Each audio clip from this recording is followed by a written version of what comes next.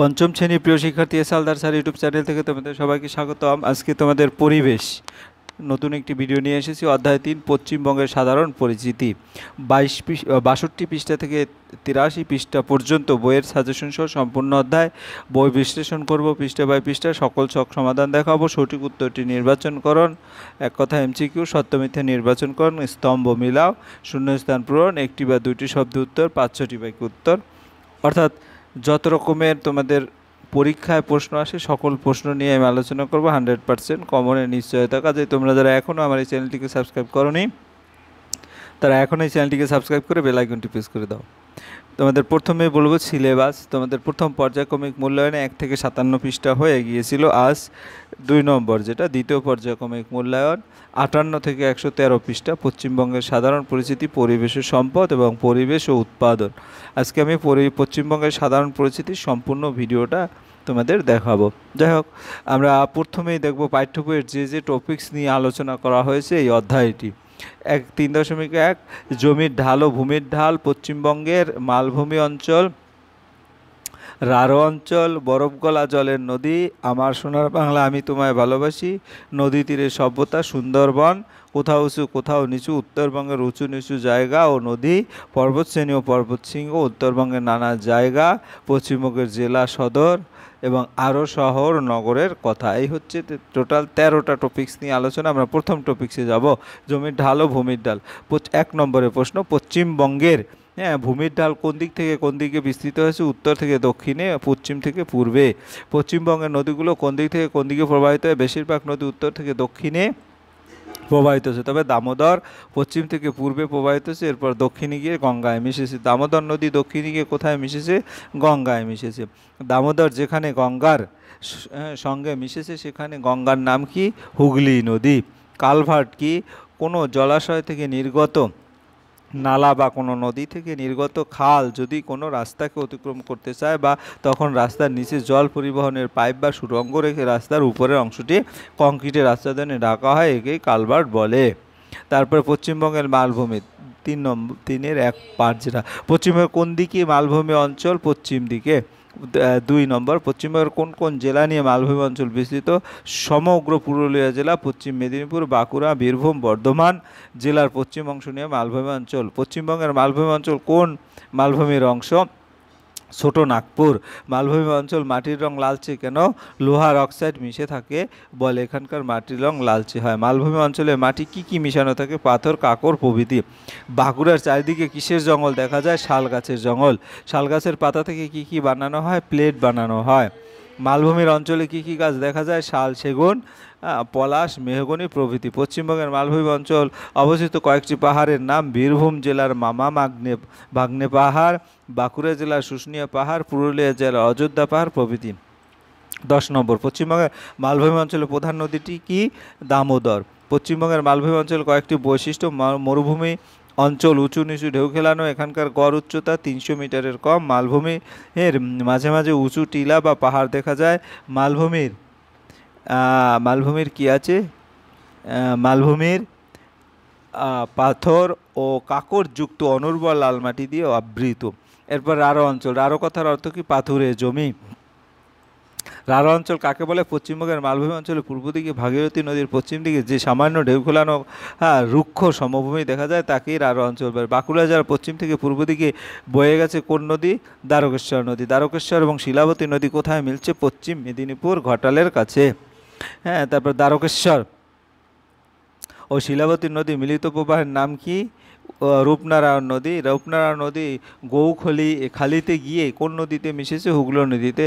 তারপরে কেলেঘাই কংসাবতী নদী মিলে কোন নদী তৈরি হয়েছে? হলদা নদী। হুগলির কাছাকাছি দামোদর থেকে বেরিয়ে আসা একটি নদীর নাম লেখো। মুন্ডেশ্বরী নদী। বীরভূম জেলার অবস্থিত 2টি নদীর নাম লেখো। অজয় নদী এবং ময়ূরাক্ষী নদী। রাঢ় অঞ্চলের বেশিরভাগ জায়গা কোন মাটি দেখা যায়? দোআঁশ মাটি দেখা যায়। রাঢ় অঞ্চলে কি কি গাছ দেখা যায়? শাল, শিশু, সেগুন, মেহগনি প্রভৃতি। রাঢ় অঞ্চলে কিভাবে চাষাবাদ শুরু হয়েছিল? বন জঙ্গল কেটে নম্বরের প্রশ্ন, রাঢ় অঞ্চলে অবস্থিত দুটি শিল্পাঞ্চলের নাম হলদিয়া শিল্পাঞ্চল, খড়গপুর শিল্পাঞ্চল। শহরগুলো কোন জেলায় অবস্থিত? হলদিয়া পূর্ব মেদিনীপুর, বিষ্ণুপুর বাঁকুড়া এবং দুর্গাপুর বর্ধমান। 15 নম্বর, রাঢ় অঞ্চলে ভূমিরূপের বৈশিষ্ট্য। রাঢ় অঞ্চলে পশ্চিমের মালভূমি অঞ্চল থেকে আগত নদী সমূহের দ্বারা বাহিত পলি সঞ্চয়ের ফলে সৃষ্টি হয়েছে। অঞ্চলটি পশ্চিম থেকে পূর্ব দিকে ঢালু। রাঢ় অঞ্চলের অধিকাংশ স্থান দোআঁশ মাটি দ্বারা আবৃত। এরপর বরফ গলা জলের নদী, তোমরা বইতে ভালো করে মিলিয়ে নেবে। এটা 3 নম্বর টপিক। কয়েকটি বরফ গলা জলে পুষ্ট নদীর নাম হলো গঙ্গা, তিস্তা, তোরসা, জলঙ্গি, ইছামতি প্রভৃতি। নিত্যবাহ নদী, যে সমস্ত নদী বরফ গলা জলে পুষ্ট, সারা বছর নদীতে জল থাকে এবং নৌ পরিবহনযোগ্য, সেই সমস্ত নদীকে বলা হয় নিত্যবাহ নদী, যেমন গঙ্গা, তিস্তা, তোরসা, জলঙ্গি। গঙ্গা নদী কোথায় উৎপত্তি হয়েছে? গঙ্গা নদী উত্তরাখণ্ড রাজ্যের গঙ্গোত্রী হিমবাহর গোমুখ থেকে উৎপন্ন। গঙ্গা নদী কোন সাগরে মিশেছে? বঙ্গোপসাগরে। গঙ্গা নদী পশ্চিমবঙ্গে প্রবেশ করছে কোন জেলায়? মুর্শিদাবাদ জেলায়। গঙ্গা নদী দুটি ভাগে বিভক্ত হয়েছে কোথায়? মুর্শিদাবাদ জেলার ভগবান গোলার কাছে। গঙ্গার প্রধান শাখা নদীগুলোর নাম কি? পদ্মা ও ভাগীরথী।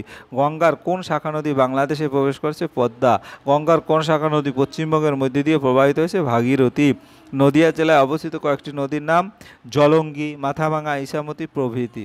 তারপর পর্বতের মাথায় বরফ জমে কেন? 11 নম্বরের প্রশ্ন। পুকুর, নদী, হ্রদ প্রভৃতি সমুদ্র জলাশয়ের জল সূর্যতাপে বাষ্প হয়ে প্রতিনিয়ত উপর দিকে উঠে যাচ্ছে। উপরে ঠান্ডা বাতাসের সংস্পর্শে এসে এই বাষ্প জলকণায় পরিণত হয়। পর্বতের মাথায় ঠান্ডা আরও বেশি বলে সেখানকার তুষারপাত হয়। এই তুষার জমেই পর্বতের মাথায় বরফ হিসেবে অবস্থান করে। গঙ্গা নদীর গতিপথ আলোচনা কর। গঙ্গা নদী উত্তরাখণ্ড রাজ্যে হিমালয় গঙ্গোত্রী হিমবাহর গোমুখ গুহা থেকে উৎপন্ন হয়। উত্তরপ্রদেশ ও বিহারের মধ্য দিয়ে প্রবাহিত হওয়ার পর পশ্চিমবঙ্গের মুর্শিদাবাদে প্রবেশ করছে। এরপর এই নদী দুটি শাখায় বিভক্ত হয়ে একটি শাখা পদ্মা নামে বাংলাদেশে প্রবেশ করছে, অপর শাখা ভাগীরথী হুগলি নামে পশ্চিমবঙ্গের মধ্যে দিয়ে প্রবাহিত হয়ে বঙ্গোপসাগরে মিশেছে। আমার সোনার বাংলা, আমি তোমায় ভালোবাসি টপিক্সের নাম। গঙ্গায় বদ্বীপ কাকে বলে? গঙ্গার দুটি শাখা ভাগীরথী পদ্মার মাঝ বরাবর নদীবাহিত পলি কাদা একসঙ্গে জমা হয়ে বাংলার মাত্রাহীন ব অক্ষরের মতো যে উর্বর দ্বীপ সমভূমি সৃষ্টি হয়েছে তা গঙ্গার বদ্বীপ নামে পরিচিত। গাঙ্গেয় দ্বীপ অঞ্চলের মাটি উর্বর কেন? গাঙ্গেয় বদ্বীপ অঞ্চলে পলিমাটি দ্বারা গঠিত। এই পলিমাটিতে বালি ও কাদার পরিমাণ নির্দিষ্ট অনুপাতে থাকে বলে এই জল ধারণ ক্ষমতাও স্বাভাবিক, তাই মাটি উর্বর। পশ্চিমবঙ্গের কোন দিকে সুন্দরবন অবস্থান করেছে? একেবারে দক্ষিণ দিকে। সুন্দরবন অঞ্চলে মাটি কেমন প্রকৃতির? নোনা প্রকৃতির। রবীন্দ্রনাথ ঠাকুরের লেখা গান কোন দুটি দেশের জাতীয় সঙ্গীত? ভারত ও বাংলাদেশ। বাংলাদেশের জাতীয় সঙ্গীত কোনটি? আমার সোনার বাংলা, আমি তোমায় ভালোবাসি। হ্যাঁ, আমার সোনার বাংলা গানটি কত খ্রিস্টাব্দে লেখেন? 1905 খ্রিস্টাব্দে রবীন্দ্রনাথ ঠাকুর। কিসের প্রতিবাদে রবীন্দ্রনাথ ঠাকুর আমার সোনার বাংলা গানটি লেখেন? বঙ্গভঙ্গের প্রতিবাদে। কোন অঞ্চল দেখে রবীন্দ্রনাথ ঠাকুর মাতৃভূমিকে সোনার বাংলা বলেছেন? শিলইদাহ অঞ্চল দেখে। গঙ্গার কাছে কোথায় রবীন্দ্রনাথ ঠাকুরের বাড়ি? কলকাতার জোড়াসাঁকোতে। পদ্মার কাছে কোথায় রবি ঠাকুরের পৈতৃক জমিদার ছিল? শিলাইদহ। কত খ্রিস্টাব্দে বঙ্গভঙ্গ হয়েছিল? 1905 খ্রিস্টাব্দে। বঙ্গভঙ্গ কি? 1905 খ্রিস্টাব্দে ইংরেজরা বাংলাকে দুই ভাগ করে দেওয়ার পরিকল্পনা গ্রহণ করে এই ঘটনা বঙ্গভঙ্গ নামে পরিচিত। মানুষ কিভাবে বঙ্গভঙ্গের প্রতিবাদ করেছিল? বঙ্গভঙ্গকে কেন্দ্র করে স্বদেশী ও বয়কট আন্দোলন শুরু হয়। বয়কটের মধ্যে দিয়ে ভারতবর্ষের মানুষ বিদেশি জিনিসপত্র বর্জন করে এবং স্বদেশী পণ্য গ্রহণ শুরু করে। বিদেশি পোশাক বর্জন করে চরকা কেটে সুতো বানিয়ে তা থেকে নিজের জামা কাপড় বানিয়ে ইংরেজদের বিরুদ্ধে প্রতিবাদ জানায়। বঙ্গভঙ্গের প্রতিবাদ রবীন্দ্রনাথ ঠাকুর রাখি বন্ধন উৎসব চালু করেন। এরপর নদী তীরে সভ্যতা, পরের টপিক্স। সভ্যতা কাকে বলে? পৃথিবীর সভ্য সম্প্রদায়ের মানুষজন পারস্পরিক বিভিন্ন কাজকর্মের মধ্যে দিয়ে যে সমাজ গড়ে তোলে তাকে সভ্যতা বলে। পৃথিবীর সব প্রাচীন সভ্যতা কোথায় গড়ে উঠেছিল? নদীকে কেন্দ্র করে নদীর তীরে গড়ে উঠেছিল। নদীমাতৃক সভ্যতা কাকে বলে? নদীকে কেন্দ্র করে যে সভ্যতা গড়ে ওঠে তাকে নদীমাতৃক সভ্যতা বলে। পৃথিবীর প্রাচীন সভ্যতাগুলো নদীর তীরেই গড়ে উঠেছে। প্রাচীন সভ্যতাগুলো নদীর তীরে গড়ে ওঠার কারণ কি? প্রাচীন সভ্যতাগুলো নদীর তীরে গড়ে ওঠার কারণগুলো হলো নদীর তীরে পলিমাটি ছিল, চাষাবাসের উপযোগী, নদী থেকে পানীয় জল ও চাষাবাসের জল পাওয়ার সুবিধা ছিল, নদীপথে যাতায়াত ও ব্যবসা বাণিজ্যের সুবিধা ছিল। একটি নদীমাতৃক সভ্যতার নাম লেখো। হরপ্পা সভ্যতা। নদিয়া ও 24 পরগনার পূর্ব দিকে কোন নদী অবস্থিত? ইছামতি নদী। নদিয়া ও 24 পরগনার কোন দিকে? গঙ্গা নদী পশ্চিম দিকে। হ্যাঁ, বিদ্যাধরী নদীর ধারে কোন রাজার দুর্গ ছিল? চন্দ্রকেতু রাজার। তারপরে 9 নম্বর, চন্দ্রকেতু রাজার দুর্গ স্থানীয় লোকজন কি বলতো? গড় বলতো। তারপরে নদিয়া জেলা অবস্থিত বনটির নাম কি? বেথুয়া ডহরি। বেথুয়া ডহরির বনে কি কি গাছ দেখা যায়? শাল, সেগুন, শিশু, মেহগনি, কৃষ্ণচূড়া, রাধাচূড়া প্রভৃতি। বেথুয়া ডহরির বনে কি কি প্রাণী দেখা যায়? হরিণ, কাঠবিড়ালি প্রভৃতি। উত্তর 24 পরগনার কোথায় পুরানো বনখণ্ড আছে? পারমাদান বনখণ্ড। পারমাদান বনখণ্ডের বর্তমান নাম কি? বিভূতিভূষণ অভয়ারণ্য। এরপরে সুন্দরবন টপিক। সুন্দরবন কোথায় অবস্থিত? সুন্দরবন গাঙ্গেয় সমভূমির দক্ষিণ অংশে অবস্থিত। আনুমানিক কত বছর আগে সুন্দরবন গড়ে ওঠে? আনুমানিক 7-8 হাজার বছর আগে। সুন্দরবন বিখ্যাত পশু কি? Royal Bengal tiger. সুন্দরবনে কয়েকটি নদীর নাম? মাতলা, বিদ্যাধরী, কালিন্দী, রায়মঙ্গল প্রভৃতি। সুন্দরবনে এইরূপ নাম হয়েছে কেন? মূলত সুন্দরী গাছের প্রাধান্য থাকে বলে এই অঞ্চলের নাম সুন্দরবন। সুন্দরবন অঞ্চলের মাটি কেমন? এখানকার মাটি লবণাক্ত। সুন্দরবন জল নোনতা কেন? সুন্দরবনের মাটি নিচের জলের স্তরের সঙ্গে সমুদ্রের জলের সরাসরি যোগ আছে, তাই এখানকার জল নোনতা। সুন্দরবন অঞ্চলে মোট কতগুলো দ্বীপ আছে? 102টি দ্বীপ আছে। সুন্দরবন অঞ্চলে কয়টি দ্বীপে এখনও ঘন বন আছে? 48টি দ্বীপে। সুন্দরবন নদীগুলো কোথায় গিয়ে পড়েছে? বঙ্গোপসাগরে গিয়ে পড়েছে। তারপর সুন্দরবন অঞ্চলে গাছগুলো কয়টি মূল দেখা যায়? 2টি মূল দেখা যায়, শ্বাসমূল আর ঠেসমূল। শ্বাসমূল কাকে বলে? লবণাক্ত জলভূমি ম্যানোগ্রোভ উদ্ভিদের শ্বাস নিতে অসুবিধা হয় বলে এক বিশেষ প্রকার মূল মাটির উপরে বেরিয়ে আসে, যার সাহায্যে উদ্ভিদ বাতাস থেকে অক্সিজেন গ্রহণ করে। এই মূলকে শ্বাসমূল বলে। ঠেসমূল কাকে বলে? নরম কাদামাটি, জোয়ার ভাটার জলপ্রবাহ সহ্য করে গাছ যাতে সোজাভাবে দাঁড়িয়ে থাকতে পারে তার জন্য যে মূল দেখা যায় তাকে ঠেসমূল বলে। ম্যানগ্রোভ জাতীয় গাছ কাকে বলে? সুন্দরবন অঞ্চলে নোনা জল ও কাদা এক বিশেষ ধরনের গাছ জন্মায়, যাদের 2 প্রকার মূল দেখা যায়, সেগুলি হলো শ্বাসমূল, ঠেসমূল। এই প্রকার গাছকে ম্যানগ্রোভ জাতীয় গাছ বলে। সুন্দরবন অঞ্চল কি কি উদ্ভিদ জন্মে? সুন্দরী, গরান, গেওয়া, হোগলা, হেতাল প্রভৃতি। সুন্দরবন অঞ্চলে কোথায় পাখিরালয় গড়ে উঠেছে? সজনেখালিতে। সুন্দরবন অঞ্চলে কি জীবজন্তু দেখা যায়? রয়্যাল বেঙ্গল টাইগার, কুমির, বুনো শুয়োর, চিতল হরিণ, মেছোবিড়াল প্রভৃতি। সুন্দরবন থেকে মানুষ কি কি সংগ্রহ করে? জ্বালানি কাঠ, আসবাবপত্র, নৌকা তৈরির কাঠ, মধু, গোলপাতা, হোগলা পাতা, জলভূমি থেকে মাছ ও কাঁকড়া সংগ্রহ করে। বর্তমানে সুন্দরবন অঞ্চল ক্রমশই নষ্ট হয়ে যাচ্ছে। কারণ সুন্দরবন অঞ্চল ক্রমশ নষ্ট হয়ে যাচ্ছে কারণ ক্রমাগত জোয়ার ভাটার প্রভাব, মানুষের অনিয়ন্ত্রিত সম্পদ সংগ্রহের চাহিদা, বিশ্বব্যাপী তাপমাত্রা বৃদ্ধিতে সমুদ্রের জলভাগ বৃদ্ধি। সুন্দরবন অঞ্চলে মানুষ জীবিকা আলোচনা করো। সুন্দরবন অঞ্চলে মানুষ নানাভাবে জীবিকা নির্বাহ করে। নদীতে মাছ ধরে তা বিক্রি করে, বনের কাঠ ও মধু সংগ্রহ করে, তারপরে খাড়ি অংশে মাছ চাষ করে। এরপরের টপিক্স কোথাও উঁচু কোথাও নিচু। কোনো অঞ্চলের উচ্চতা কীভাবে মাপা হয়? সমুদ্রের জল তল থেকে কোনো অঞ্চলের উচ্চতা মাপা হয়। এরপর 2 নম্বর, পশ্চিমবঙ্গের সবচেয়ে উঁচু অঞ্চলটি কি? পশ্চিমবঙ্গের মালভূমি অঞ্চল। পশ্চিমবঙ্গের সবচেয়ে নিচু জায়গাটি কি? সুন্দরবন অঞ্চল। কোন অঞ্চলকে দক্ষিণবঙ্গ বলা হয়?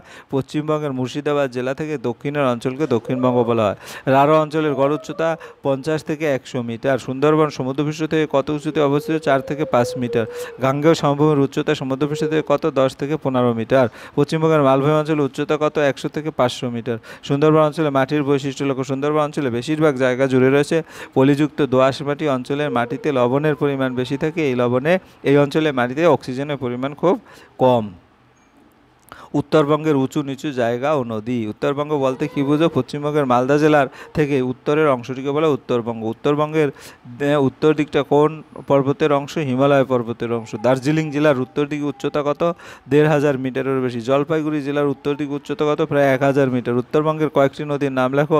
তিস্তা, তোরসা, জলঢাকা, মহানন্দা, রায়ডাক। তারপরে উত্তরবঙ্গের নদীগুলো কোন কোন জেলার মধ্যে প্রবাহিত হচ্ছে? দার্জিলিং, জলপাইগুড়ি, আলিপুরদুয়ার, কোচবিহারের মধ্যে দিয়ে। উত্তরবঙ্গের 2টি নদীর নাম লেখো যারা বয়ে আনে, কালজানি এবং রায়ডাক। কোন কোন জেলা নিয়ে তরাই অঞ্চল গঠিত? দার্জিলিং ও জলপাইগুড়ি জেলার দক্ষিণ অংশ, কোচবিহার এবং উত্তর দিনাজপুর জেলার উত্তর অংশ নিয়ে।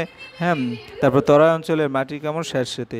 তরাই অঞ্চলের সৃষ্টিতে উত্তরবঙ্গের নদীগুলো ভূমিকা আলোচনা করো। তরাই অঞ্চল হলো দার্জিলিং ও জলপাইগুড়ি জেলার দক্ষিণ অংশ, কোচবিহার ও উত্তর দিনাজপুর জেলার উত্তর অংশ। উত্তরবঙ্গের বিভিন্ন নদীগুলো যেমন তিস্তা, তোরসা, জলঢাকা, মহানন্দা, কালিজান, রায়ডাক প্রভৃতি পাহাড় থেকে প্রচুর পলি, বালি, নুড়ি পাথর প্রভৃতি এই তরাই অঞ্চলে বয়ে নিয়ে আসে। তাই এখানকার মাটিতে পলি, নুড়ি পাথরের পরিমাণ বেশি ও মাটি স্যাঁতসেঁতে প্রকৃতির। পর্বতশ্রেণী ও পর্বতশৃঙ্গ। উঁচু পর্বতশ্রেণী শৃঙ্গগুলো সাদা হয় কেন? কারণ সেগুলির উপর বরফ জমে থাকে। দার্জিলিং কোন পর্বতশ্রেণী অবস্থান? সিঙ্গালালা পর্বতশ্রেণী। পশ্চিমবঙ্গের সবচেয়ে উঁচু পর্বতশ্রেণী কোনটি? সান্দাকফু। এর উচ্চতা 3730 মিটার। মহানন্দা নদীর উৎপত্তিস্থল কোথায়? দার্জিলিং জেলার ডাউহিলে। পাহাড়ি নদী কিভাবে সৃষ্ট হয়? পাহাড় পর্বত বা উচ্চভূমিতে বরফ গলা জল অথবা বৃষ্টির জলে সৃষ্ট একাধিক ছোট ছোট জলধারা পরস্পরের সঙ্গে মিশে নদী সৃষ্টি। জলপাইগুড়ি জেলার 2টি জঙ্গলের নাম জলদাপাড়া ও গরুমারা। জলদাপাড়া পাওয়া যায় এমন 2টি পশুর নাম হলো হাতি ও একশৃঙ্গ গন্ডার। বক্সা জয়ন্তী পাহাড় কোন জেলায় দেখতে দেখতে পাওয়া যায় জলপাইগুড়ি জেলায়। জলপাইগুড়ি জেলার কোথায় শকুন সংরক্ষণ কেন্দ্র আছে? বক্সার বাগবনে। বক্সার বাগবনে কী কী জন্তু দেখা যায়? ভালুক, হাতি, হরিণ, অজগর, বাইসন প্রভৃতি জন্তু দেখা যায়। এছাড়া আছে নানা রকম পাখি, নানা রঙের প্রজাতি। ব্রিটিশরা কত খ্রিস্টাব্দে বক্সার দুর্গ দখল করে? 1860 খ্রিস্টাব্দে। বক্সার দুর্গ নামকরণের তাৎপর্য কী? একসময় বক্সার দুটি ভুটানের অন্তর্গত ছিল, কিন্তু 1864 খ্রিস্টাব্দে ব্রিটিশ সেনাপতি কর্নেল ওয়াটসন এই দুর্গটি দখল করে ভারতের অন্তর্ভুক্ত করেন। সেই থেকে এটি বক্সার দুর্গ নামে পরিচিত। হ্যাঁ, জঙ্গলের মধ্যে দিয়ে রেলপথ প্রসারিত হওয়ার কী ক্ষতি হয়? পশু রেলপথ পার হতে গিয়ে ট্রেনের ধাক্কায় মারা যায়। উত্তরবঙ্গের নানা জায়গা পরের টপিক। কোন আমের জন্য মালদা জেলা বিখ্যাত? ফজলি আমের জন্য। মালদা জেলার কোন দিকে গঙ্গা নদী অবস্থান করছে? দক্ষিণ পশ্চিম দিকে। মালদা জেলার মাঝখানে নদী দিয়ে কোন নদী বয়ে গেছে? মহানন্দা নদী। মহানন্দার পূর্ব দিকে ভূমির উচ্চতা কত? 40 থেকে 50 মিটার। মহানন্দার পশ্চিম দিকে দুই ভাগ করেছে কোন নদী? কালিন্দী নদী। মহানন্দার দক্ষিণ পশ্চিমে ভূমির উচ্চতা কত? 15 থেকে 20 মিটার। কুলিক পাখিরালয় কোথায় অবস্থিত? উত্তর দিনাজপুর জেলার রায়গঞ্জে কুলিক নদীর পাখিরালয়। পশ্চিমবঙ্গের জেলা সদর। টাইগার হিল ও কাঞ্চনজঙ্ঘা পর্বত কোন জেলায় অবস্থিত? দার্জিলিং জেলায়। বক্সা অরণ্যের প্রবেশদ্বার কাকে বলে? আলিপুরদুয়ারকে। জলপাইগুড়ি কোন নদী এর তীরবর্তী শহর? তিস্তা ও করলা নদীর তীরে। আত্রাই নদীর পূর্ব পাশে অবস্থিত শহরটির নাম বালুরঘাট। ইংলিশ বাজার ও বহরমপুর শহর কোন নদীর তীরে অবস্থিত? ইংলিশ বাজার হচ্ছে মহানন্দা নদীর তীর, বহরমপুর হচ্ছে ভাগীরথী নদীর তীর। বক্রেশ্বর তাপবিদ্যুৎ কেন্দ্র কোথায় আছে? বীরভূম জেলার সিরিউরে। হ্যাঁ, সীতাবক ও মিহিদানা বিখ্যাত কোন জেলায়? বর্ধমান জেলায়। কোন জেলার টেরাকোটা শিল্পের জন্য বিখ্যাত? বাঁকুড়া জেলা। পুরুলিয়া জেলার আগের নাম কি ছিল? মানভূম। মেদিনীপুর কোন নদীর তীরে অবস্থিত? কংসাবতী নদীর তীরে অবস্থিত। তমলুক শহরের আগের নাম কি ছিল? তাম্রলিপ্ত। তাম্রলিপ্ত কোন নদীর তীরে অবস্থিত? রূপনারায়ণ নদীর তীরে। কুচবিহার কোন নদীর তীরে অবস্থিত? তোরসা নদীর তীরে। পিতলের বাসন তৈরির জন্য বিখ্যাত শহর কোনটি? মুর্শিদাবাদ জেলার বহরমপুর। বোটানিক্যাল গার্ডেন কোন জেলায় অবস্থিত? হাওড়া জেলায়। হ্যাঁ, আরও শহর ও নগরের কথা। উত্তরবঙ্গ বিশ্ববিদ্যালয় কোন শহরে অবস্থিত? শিলিগুড়ি শহরে। আসানসোল শহরের পাশ দিয়ে কোন নদী গেছে? বরাকর নদী। নদিয়া জেলার কোন শহর রাস মেলার জন্য বিখ্যাত? শান্তিপুর। কোন শহরে চিংড়িখালি দুর্গের ভগ্নাবশেষ আছে? দক্ষিণ 24 পরগনা জেলার ডায়মন্ড হারবার শহরে। আরামবাগ কাটোয়া শহরে দুটি কোন নদীর তীরে অবস্থিত? আরামবাগ ও দ্বারকেশ্বর, কাটোয়া গঙ্গা। বর্ধমান জেলার কোন শহরে রেল ইঞ্জিন তৈরির কারখানা আছে? চিত্তরঞ্জন শহরে। নবদ্বীপ শহরটি কোন নদী দুটির মিলনস্থলে অবস্থিত? ভাগীরথী জলঙ্গি নদীর মিলনস্থলে। কোন শহরের আইআইটি শিক্ষা কেন্দ্র অবস্থিত? খড়গপুরে। হুগলি জেলার কোন শহরে দুধ সংরক্ষণ কেন্দ্র আছে? ডানকুনি শহরে। বোলপুর কোথায় অবস্থিত? কিসের জন্য বিখ্যাত? বীরভূম জেলায় অবস্থিত বোলপুর। শান্তিনিকেতনের বিখ্যাত শিক্ষা কেন্দ্র রবীন্দ্রনাথ ঠাকুর এখানে প্রতিষ্ঠা করেছিলেন বিশ্বভারতী বিশ্ববিদ্যালয়। হ্যাঁ, এরপরে আমরা কিছু অন্য টপিকে যাব। সঠিক উত্তরটি নির্বাচন। বীরভূমের মাটি হচ্ছে লালচে। পশ্চিমবঙ্গের নদীগুলো বয়ে গেছে কি? এটা সবগুলি পারবে, কিন্তু উত্তর থেকে দক্ষিণ দিকে। দামোদর বয়েছে পশ্চিম থেকে পূর্বে। তিস্তা নদীর ঢাল উত্তর থেকে দক্ষিণে।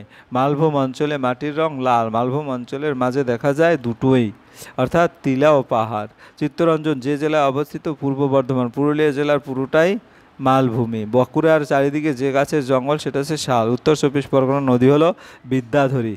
দ্বারকেশ্বর শিলাবতী নদী মিশিয়ে তৈরি হয়েছে রূপনারায়ণ। সত্য। দামোদর থেকে বিদ্যাধরী নদী বেরিয়েছে। মিথ্যা। শান্তিনিকেতন বীরভূমের পূর্ব দিকে অবস্থিত। সত্য। রাঢ় অঞ্চলে মাটি অনুর্বর। রাঢ় অঞ্চলে আকাশমণি গাছ দেখা যায়, এটা সত্য। রাঢ় অঞ্চলে বেলে মাটি বেশি, ঠিক। ভুল। বাঁকুড়ার দক্ষিণে জমি খুব উর্বর, ঠিক। সুন্দরবনের মাটি নোনা, ঠিক। জোড়া সাঁকো হাওড়ায় অবস্থিত, ভুল। রবীন্দ্রনাথ বনগাঁ থেকে শিলইদা যাতায়াত করতেন, ভুল। হ্যাঁ, এবার দামোদর ড্যাশ থেকে পূর্বে অবস্থিত, পশ্চিম থেকে পূর্বে। দামোদর দক্ষিণ দিকে গিয়ে গঙ্গা নদীতে মিশেছে। তারপর হুগলি নদীতে অনেককে গঙ্গা বলে। চিত্তরঞ্জন মাঝে মাঝে টিলা আর পাহাড় দেখা যায়। মালভূমি অঞ্চলে মাটিতে কাঁকর মিশে থাকে।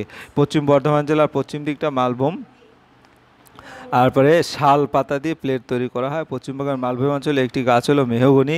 2-3টি বাক্য। চিত্তরঞ্জন ভূমি ধারণ করে। চিত্তরঞ্জন ভূমি সব জায়গায় সমতল নয়, ঢেউখোলানো। এই ভূমির মাঝে মাঝে উঁচু টিলা আর পাহাড় দেখা যায়। মালভূমি কাকে বলে? পশ্চিমবঙ্গের কোথায় মালভূমি দেখা যায়? রাঢ় অঞ্চল কাকে বলে? এগুলি। দামোদর নদী সম্বন্ধে কি জানো? দামোদর মালভূমি অঞ্চলের সবচেয়ে গুরুত্বপূর্ণ নদী। ঝাড়খণ্ডের পালামৌ জেলার খামারপাড় থেকে সৃষ্টি হয় বাঁকুড়া, হুগলি, বর্ধমান জেলার মধ্যে দিয়ে এই নদী প্রবাহিত হয়েছে। হাওড়া জেলার মধ্যে দিয়েও দক্ষিণ গিয়ে দামোদর হুগলিতে মিশেছে। অজয় ময়ূরাক্ষী নদী দুটি মিল কোথায়? অজয় ময়ূরাক্ষী এই দুটি নদী ঝাড়খণ্ডের সাঁওতাল পরগনা উৎপন্ন হয়েছে। আর দুটি নদী বীরভূমের মধ্যে দিয়ে বয়ে গিয়ে গঙ্গার সঙ্গে মিশেছে। রূপনারায়ণ সৃষ্টি সম্বন্ধে কি জানো? রাঢ় অঞ্চলে মাটি কীরকম? তারপর রাঢ় অঞ্চলে গাছপালা সম্বন্ধে যা জানো লিখো। টিকা লিখো। নিত্যবাহ নদী, নিত্যবাহ নদীতে সারা বছর জল থাকে কেন? নিত্যবাহ নদী জলের উৎস, পাহাড়ের মাথায় জমা বরফ, এই বরফ জমা বরফ গলে জল তৈরি হয়, প্রক্রিয়া সারা বছর ধরে চলতে থাকে, তাই নিত্যবাহ নদীতে সারা বছর জল থাকে। পশ্চিমবঙ্গের ভূমিরূপের বৈচিত্র্য, পশ্চিমবঙ্গের মালভূমি অঞ্চলের সম্বন্ধে আলোচনা করো। পশ্চিমবঙ্গের মালভূমি অঞ্চলে মাটির রং লাল কেন? পশ্চিমবঙ্গের মালভূমি অঞ্চলে ভূমিরূপ কেমন? মালভূমির গাছপালা সম্বন্ধে সংক্ষেপে লেখো। মাটির ধরন গাছপালা, তারা ফলের গাছ নয় বনের গাছ, কী কী দেখেছো তা নিয়ে নিচে লেখো। রাঢ় অঞ্চলের নদীগুলো সম্বন্ধে সংক্ষেপে আলোচনা করো। শুদ্ধ অশুদ্ধ ভালো করে পড়বে। হ্যাঁ, তারপরে হচ্ছে তোমার কী হলো, এখানে 30টা শুদ্ধ অশুদ্ধ আছে। তারপরে এক্সট্রা এমসিকিউ তোমাদের দেখিয়েছি, এমসিকিউগুলো ভালো করে পড়বে। আর এখানে সামগ্রিক যে প্রশ্ন আছে সকল প্রশ্নই তোমরা ভালো করে পড়বে। তবে তার আগে সবার আগে বইটি ভালো করে পড়ে দেখবে সমস্ত প্রশ্নই এখান থেকে আসবে। তোমরা ঠান্ডা মাথায় একবারে আস্তে আস্তে বইটি পড়ে তারপরে সকল প্রশ্নের উত্তর পড়লে আশা করি এই অধ্যায় থেকে সমস্ত প্রশ্নই তোমাদের কমন বাঁধবে।